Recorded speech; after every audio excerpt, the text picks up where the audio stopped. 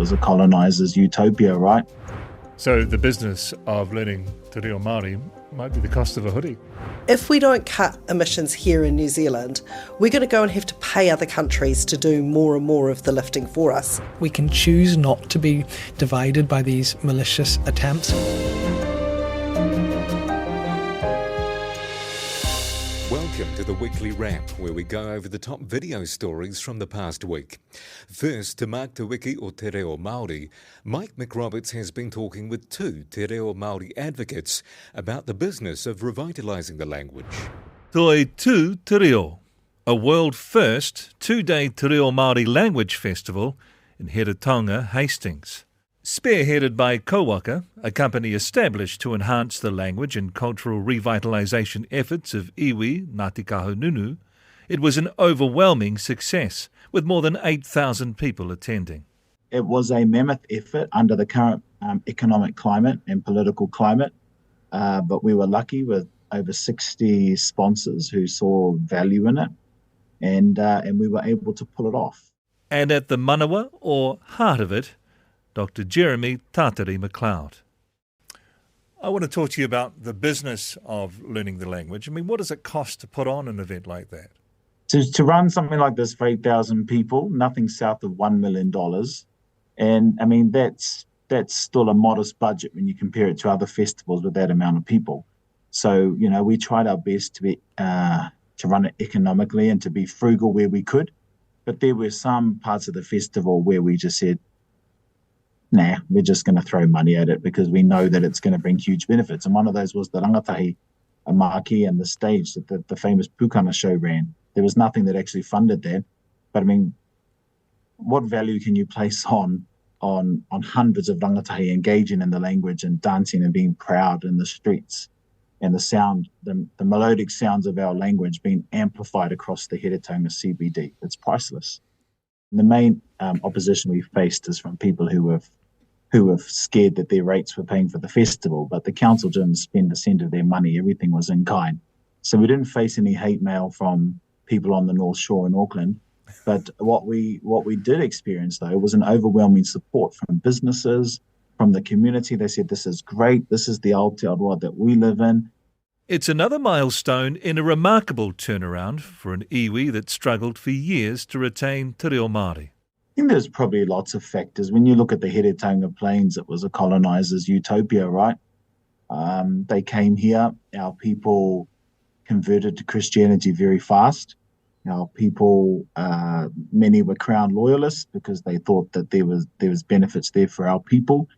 And our people unfortunately, bought into the propaganda at the time and believed there was no value in using our language. But, you know, we were urbanisation, all those sorts of things. Our people were removed from their traditional settlements. We were plonked into suburbs and towns, or we had to leave because there was no work. So it was a mighty beast, and the effects have been intergenerational.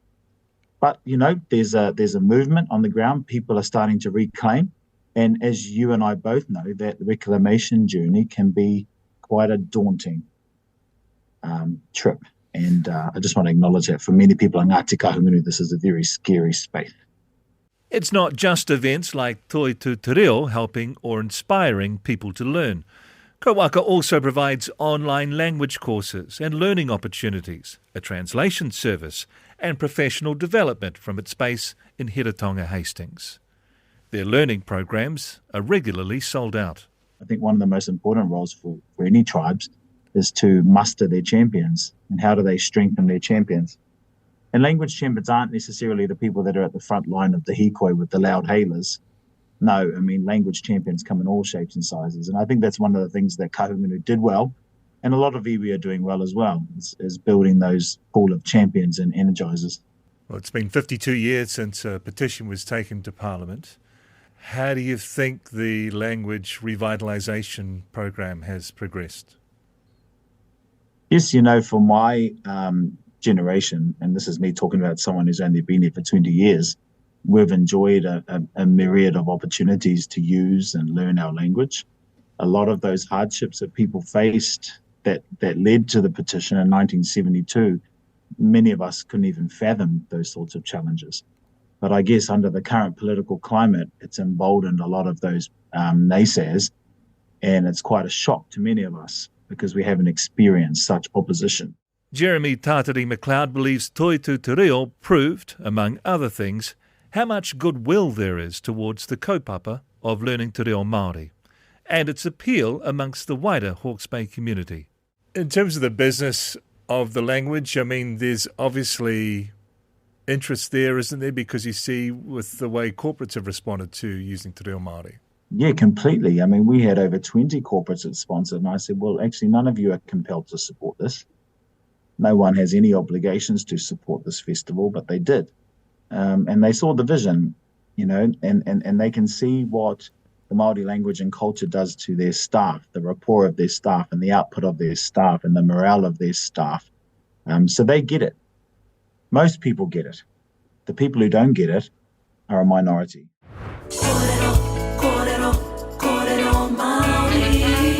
Kōrero Māori is the waiata or song used. The pictures for this video to launch Te Wiki o Te Reo Māori feature New Zealanders from across the motu. It's part of this year's theme. Kia mahora hora te reo. Everywhere, every way, for everyone. Aki, aki, ake, kia kaha te reo Māori. Among the reo champions determined to drive that kaupapa is television and radio host, podcaster and author Stacey Morrison. What an incredible advocate you have been for the language, you and your husband, Scotty, of course. Is it a labour of love? Kia ora. Yes, it is. It's not a labour lined with money, that's for sure. No, it's a responsibility, I guess, more than anything. So particularly this week, the theme for Te Wiki o Te Reo Māori being ake, ake, ake, a forever language, that gives you the context of how long and how many people we need to be on board with this. And it's really easy to quickly look to the people who took Te Petihana, the petition for Te Reo Māori to be, you know, taught in schools and then become an official language, to go, you know, this is a labour of love that I am lucky to be part of, a small, tiny part of. And I think all of us make our decisions what we can offer at any given time, and then hope that we make good decisions about what we offer in the time that we have and the opportunities we have. So nōku ke, the Waimaria, I feel very fortunate, I guess, in the decisions that I made to learn Te Reo Māori and live Te Reo Māori. That means that hopefully I can encourage others to come on in to the goodness. Yeah, well, let's take that start. It is difficult, even just in the process of trying to learn. It is difficult, and it's good because, you know, like most people in the world and in the business world are bilingual or trilingual. So all of those skills associated with language acquisition, I find really helpful. I mean, one really odd thing that I've learnt from learning Māori is I understand Latin better. I mean, I can see, you know, root words. I can see, oh, okay, that must be because, you know, there's a lot of deduction involved in learning language. So I guess one thing is to stop telling yourself you're not good at learning language, because that's what I find with a lot of adult learners. They go, oh, I'm just not very good. I can't hear it. It's actually just practice.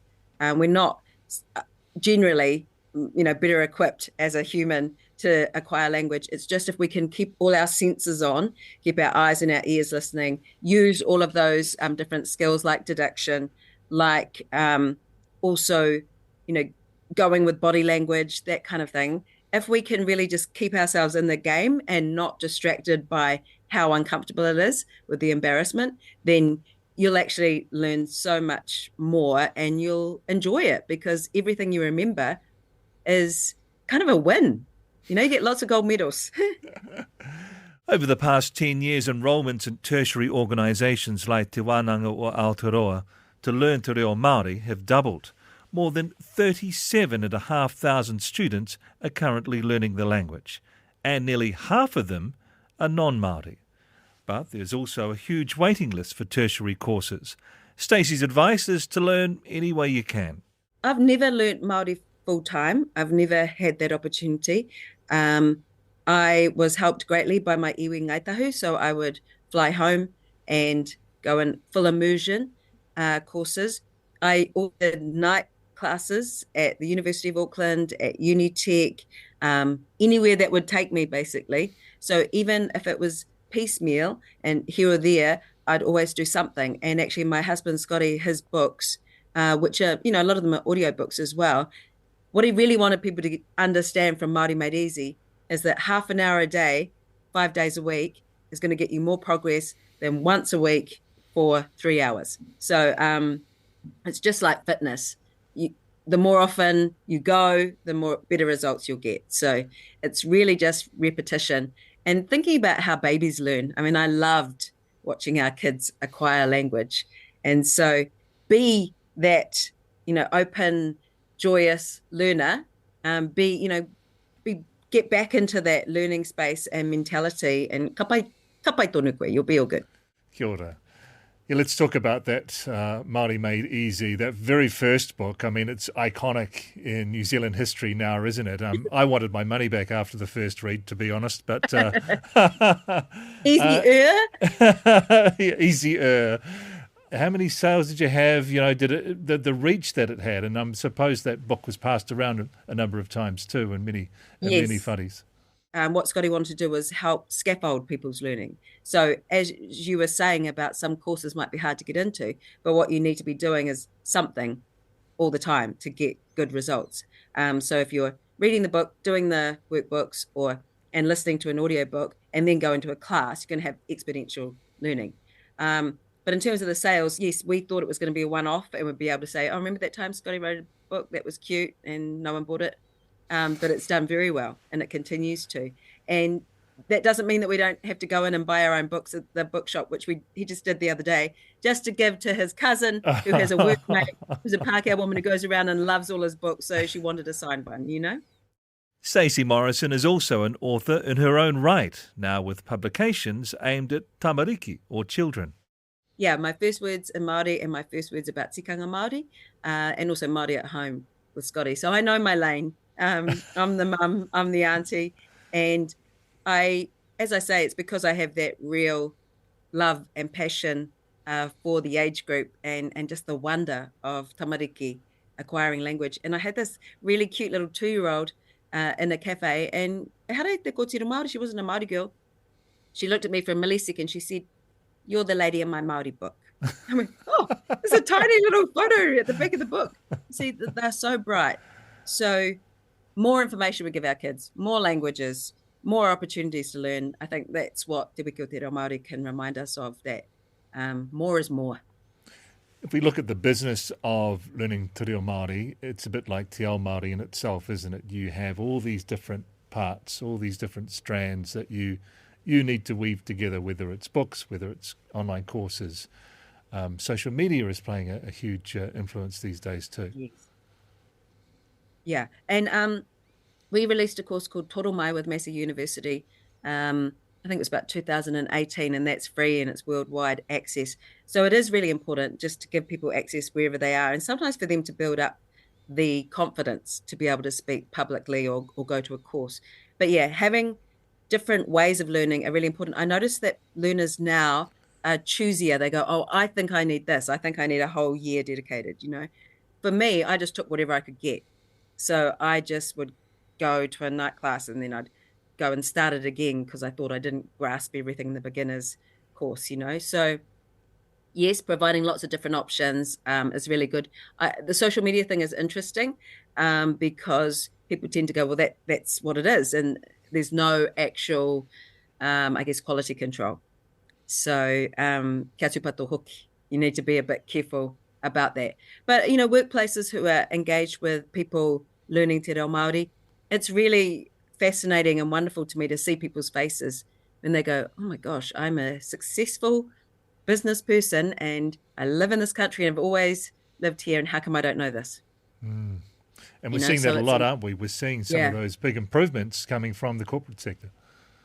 Yes, and I think also just say, if I look at awards nights, when people open up and they'll generally say tēnā koutou, when they come to present an award or accept an award, and that means that there's just one place in the world where we're going to do that. It is our special uniqueness. What is it? USP. And that it's something that when you have that comfort, it just removes some of the nervousness you might have about pronouncing Te Reo Māori, but also every effort is really appreciated. And I think a kind of corporate standard from what I've seen at awards dinners anyway. This week, Te Taura Whiri Te Reo Māori, the Māori Language Commission, partnered with Te Wari Whare, or The Warehouse, to produce and sell a range of merchandise in recognition of Te Wiki o Te Reo Māori. It went on sale throughout the country last weekend and sold out in 2 hours. I know, I didn't actually see that coming either. And I know Troy, who works at The Warehouse, and how much of a labour of love it was for him to get this range in. So the logos are actually free and available on the Te Taura Whiri Reo Māori site, so everyone can grab them. But then for The Warehouse to make that investment and then to have it so affirmed by selling out is just incredible, because we've been lucky enough to have them over the years when we do work for Te Taura Whiri, and we generally volunteer, and you get a hoodie, you get paid in hoodies. Everyone wants them. We can't keep them at our house. So we realised that people love them. Troy saw that and The Warehouse saw that. But I just think it's, those are the things that really tell us about the status of the reo and that people are willing to invest in it. I thought the price point was really fair as well. So the business of learning Te Reo Māori might be the cost of a hoodie. Yeah, it started at $19 by the looks of it. Tēnā koe, Mike. The coalition government is adamant it's committed to emissions reductions targets, but is undoing much of what the previous government did. Our political editor, Brent Edwards, spoke with Labour's climate change spokesperson, Megan Woods. The coalition government is adamant it is committed to emissions reductions targets, but is undoing much of what the previous government did. I'm joined by Labour's climate change spokesperson, Megan Woods. Good morning. Given the policy changes, is the government going to meet those targets? No, it's not. And I think that it only needs to look at the advice it's getting from its own agencies, and ministers look to their own officials. But also the Independent Climate Commission has put out a report that shows that actually changes in this government's policies have put us off track from where we were headed. There was still more work to be done when we were in government, and I'm under no illusion around that. But we're falling backwards. We're going backwards in terms of where we were headed as a country on our climate targets, and that is directly attributable to policy decisions the government is making. I mean, obviously it's basically getting rid of what it sees as subsidies. It got rid of the GIDI fund, obviously the discount on EVs and low emissions vehicles, that kind of thing. How much difference has that made? Scrapping GIDI and the clean car discount were two of the policies that were delivering some of the quickest and largest emissions reductions, because once you take a car off the road, the emissions instantly disappear once you replace it with either someone taking a bus or driving an EV. But I think one of the things that the government has hunkered down in this corner around calling things like GIDI corporate welfare and talking about them as subsidies, but there is no coherence to their policy.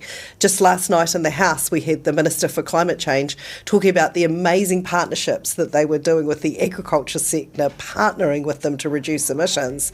Well, that is exactly what GIDI was doing in industrial and process heat. It was a partnership, because I think one of the things that the government needs to start explaining to New Zealand, if we don't cut emissions here in New Zealand, we're going to go and have to pay other countries to do more and more of the lifting for us. And already we've seen this government start discussions.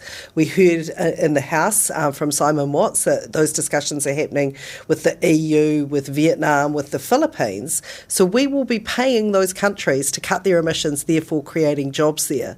Through what we were doing, things like the New Zealand Steel deal, partnering with businesses, recycling back in their own emissions trading scheme revenue into cutting emissions entirely, we were getting down to effectively buying carbon credits for $18 a tonne. Now, there is nowhere in the world that you could go and buy a carbon credit for $18 a tonne. It was good economics. It was good for New Zealand, and it was creating and keeping jobs in New Zealand was one of the things that was really important to me. So what advice were you getting in government about what the cost would be of buying those credits overseas? Well, it depends where you buy them. So one of the changes since this government has come in is the EU's basically said to the world, if you're not on track to meet your 2030 targets, then you can come and buy credits within the European emissions trading scheme. That is going to be be a really expensive way for New Zealand to cut its emissions. Now, we were always going to have to go and buy some international credits to meet our emissions, but our sole focus, and we were so committed to this, was we had to absolutely maximise what we could do domestically, the emissions we could cut at home. Because A, it will be cheaper and you keep that money in New Zealand, but for me, absolutely critically, that you create jobs and keep jobs in New Zealand, and that's one of the most important things. But, I mean, you're talking kind of a couple of $100 New Zealand when you're looking at buying in the European Emissions Trading Scheme. There could be some more bilateral deals that are done with countries like Vietnam, with the Philippines. We've seen the Swiss paying to put electric buses on the road in Vietnam. But I'd much rather we were doing that here in New Zealand. Well, it does seem odd that we would do it overseas. It makes absolutely no sense that we would go and invest money to do these things in other countries rather than investing it back into our own economy. All those small and medium-sized businesses that benefit when we do this. You think about the kind of supply chains that sit behind a lot of this work. There is no coherence to this for me, and it is certainly taking New Zealand backwards, not only in climate action, but I think in the ability to develop our economy as well. I mean, partly with your energy hat on as well. I mean, also the government cancelled the Lake Onslow proposal.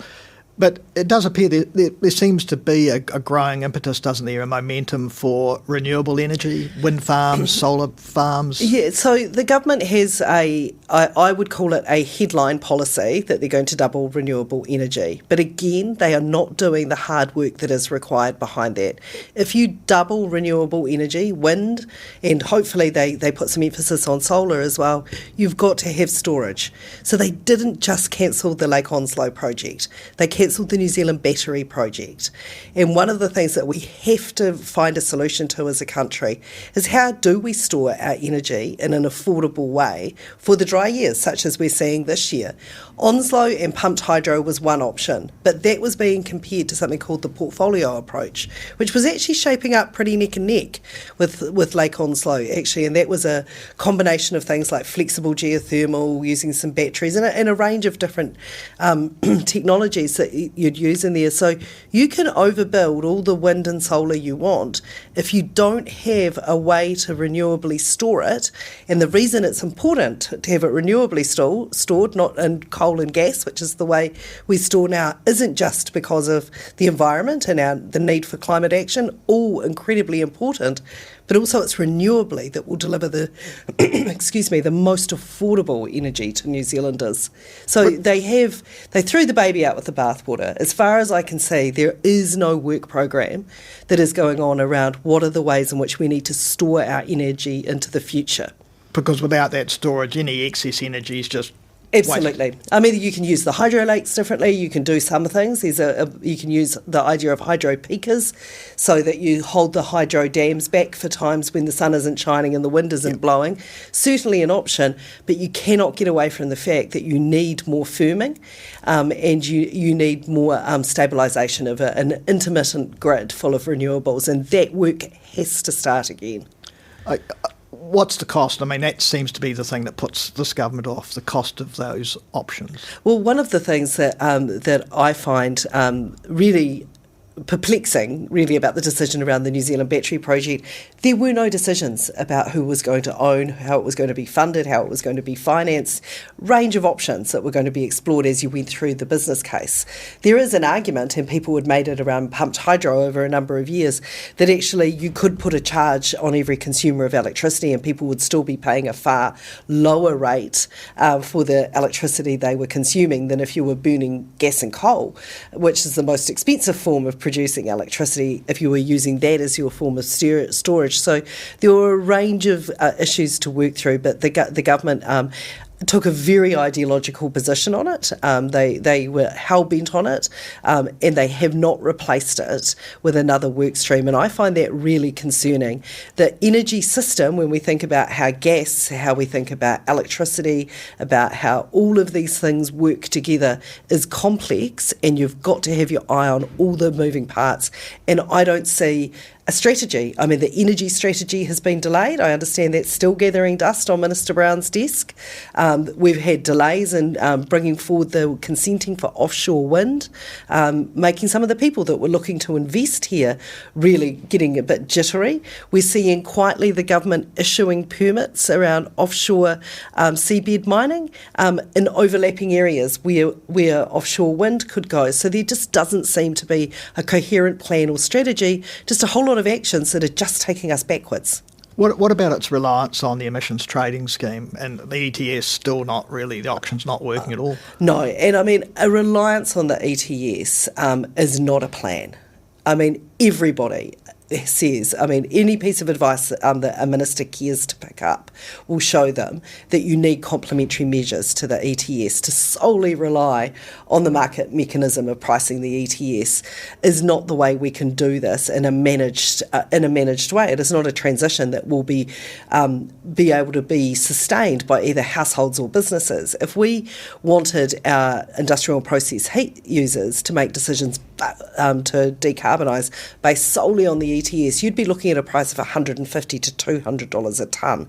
If we did that overnight, we would see huge spikes in prices on a range of goods. We would see huge spikes of prices on petrol that would be unsustainable for households. A transition has to be managed, and it has to be done in a way that doesn't put undue burdens on people, and that's why you do complementary measures like partnering with industry, so they don't have to have it at $200 a tonne in order to make that decision. They can make that decision when the ETS is at $70 because they can see the long-term payback, and you bring forward those reductions. So solely saying you're going to rely on the ETS while it's languishing in the $50 a tonne is not a plan. It's not going to get us there. And if the government was serious about it, they would be making changes to the ETS that would be seeing the kind of prices that will drive change. But we're not even seeing any of that action. So a future Labor government, you'd bring back the GIDI fund, the clean car discount, look again at the options of Lake Onslow or the battery. So, I mean, obviously all of our policy is currently under development. I think that one of the things that I can say without getting into specifics of individual policies and what we will bring back or wouldn't bring back, but we fully understand the need for there to be complementary policies to the ETS, that you can't rely on that alone. We fully understand the need to partner with industry in order to keep jobs in New Zealand, in order to have develop the kind of economy that is going to create wealth in the 21st century for New Zealand. Things like us having steel production stay in New Zealand is hugely beneficial across a range of measures. So yes, we would look at that. We'd also probably look at how we use our industrial allocations. The absurdity is, on one hand, the government says it won't give a subsidy or corporate welfare, as they call it, to businesses to stop polluting, but they're quite happy to keep handing out the industrial allocation for people to keep polluting. So you'd have to look at all those settings. Clean car discounts, we've seen EV uptake plummet.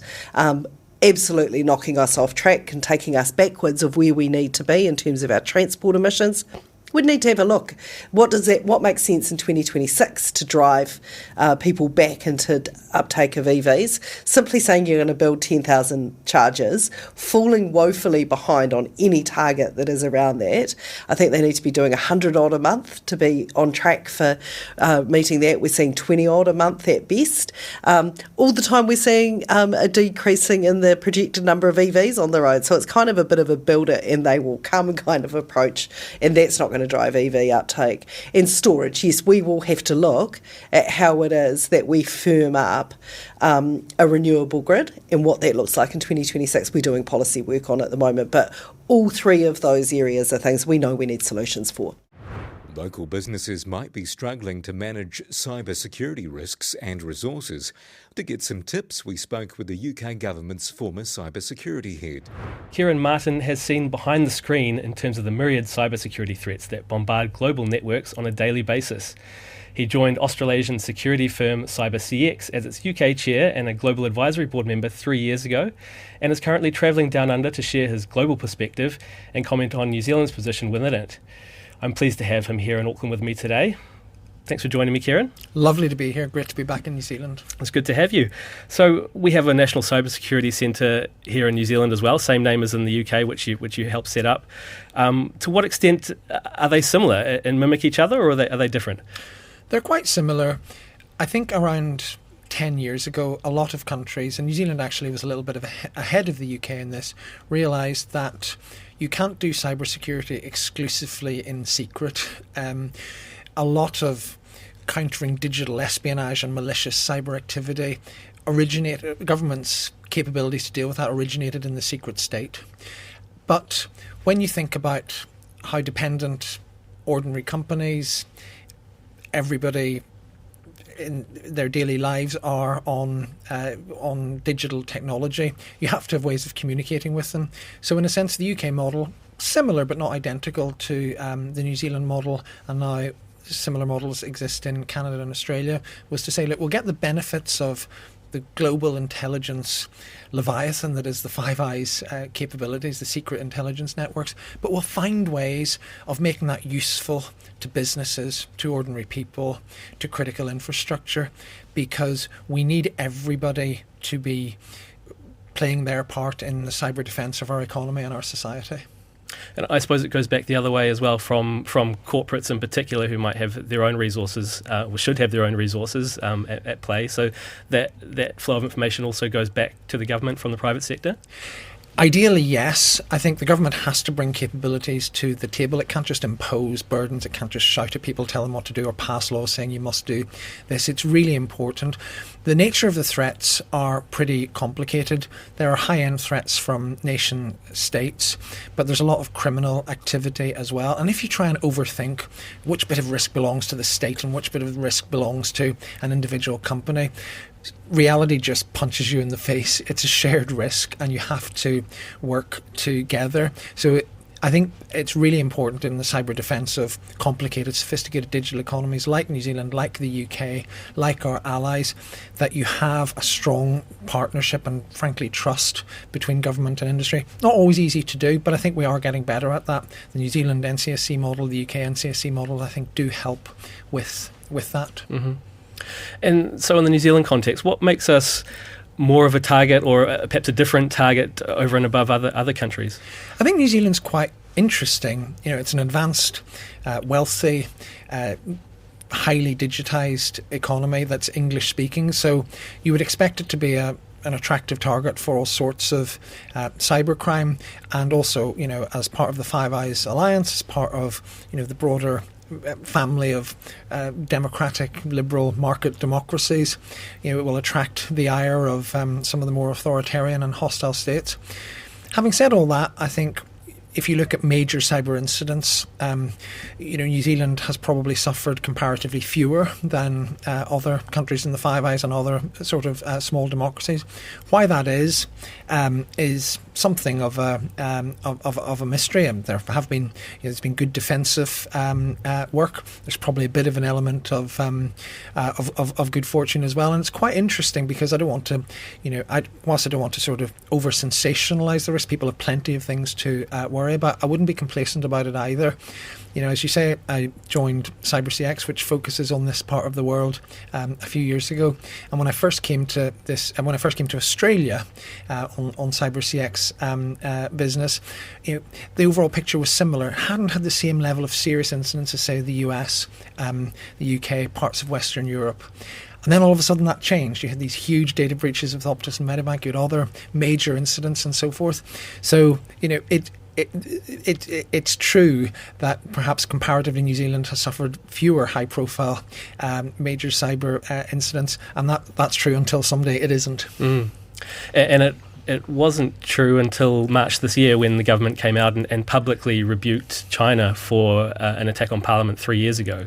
That's obviously a huge event in the timeline of New Zealand's cyber security risk. Absolutely, really importantly. And when I was in the British government, you know, and I would want to say this, I enjoyed fantastic operational support when we were getting hit by Chinese and other malicious state activity. We had great support from New Zealand partners, so very pleased that the UK joined in that attribution back in March. And I think that's one of three areas, I think, where a country like New Zealand needs to be and is being watchful. There are probably three things that might tip the balance.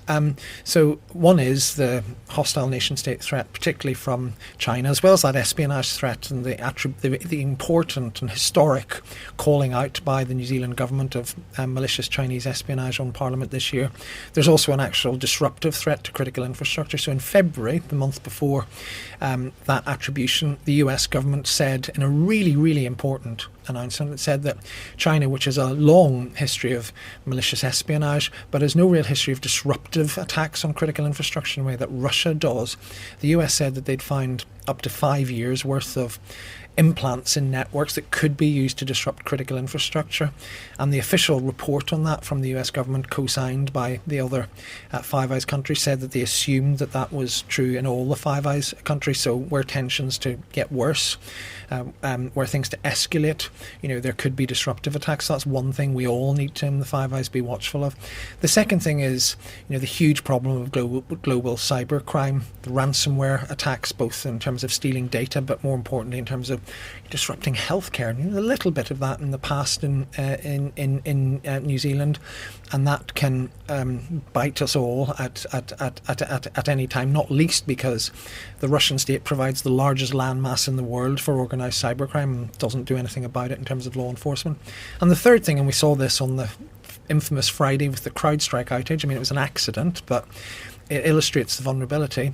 There are big global cyber incidents that maybe there's a malicious actor behind it, but it gets out of control. One of my most difficult days in my 7 years running UK cyber defences was when North Korea attacked an Asian financial institution, but it did it so badly that it wormed its way around the world. It was the so-called WannaCry worm and hit British healthcare.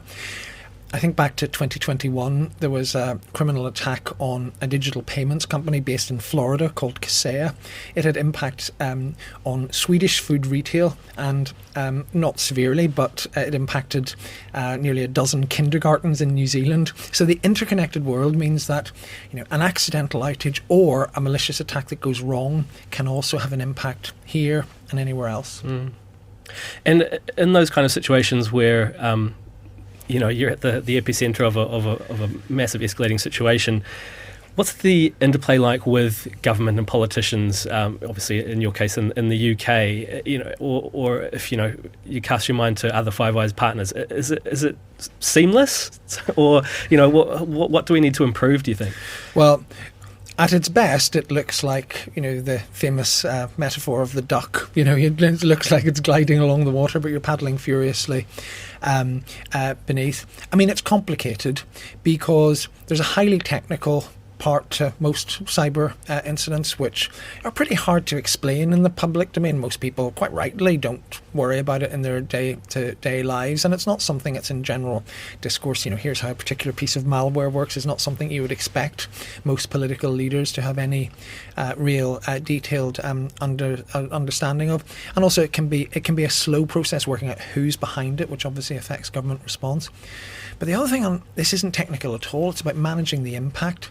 And I think this is really important, and this is where the distinction between public and private risk sometimes collapses. But I think there's a strong and activist role for governments here, for private companies like CyberCX and others, to actually explain what's happening, but to get to grips with the impact. You can worry about the consequences of who's behind it later. But, if you take, for example, in the UK in June, there was a serious criminal attack on a major supplier of pathology services to the health service, which meant that for a few days, some of London's major hospitals were running at 10% capacity, and because blood tests couldn't be processed, at one point the government had to issue a national appeal for more blood donations. You have to manage that impact, really get on top of it, because it's really vital for essential services and for public confidence in technology. You've got quite an activist way of managing these incidents, so you can't just always just say, well, it's a private company, you're on your own. There are real consequences to this for the greater public good, and that's why I think you need strong intervention and leadership on these major incidents. Hopefully, in my time, we were able to provide that. It can be quite hard work. It can be highly pressurised, but it's vital that we do this. Mm-hmm. Okay.